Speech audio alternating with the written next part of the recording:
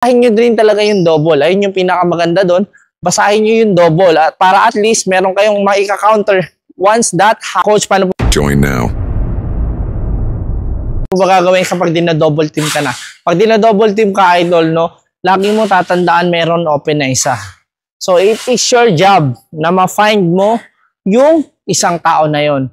Minsan, kaya natin hindi nahahanap yung isang guy na libre kasi mas nakatingin tayo sa lapag. Kapag magdi-dribble tayo, tignan nyo yung ibabaw.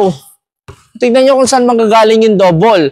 In that way, may kita mo kung sino yung libre. Kung mapapansin nyo, lagi kapag sila Luka Doncic, diba? Yung mga ibang gwardiya, lagi nilang nahahanap yung mga libreng guy. Why? Kasi nga, hindi sila nakatingin sa lapag, no? Huwag kayo tumingin sa lapag. At the same time, basahin nyo din talaga yung double. Ayun yung pinakamaganda doon. Basahin nyo yung double at para at least meron kayong maika-counter once that happen, no?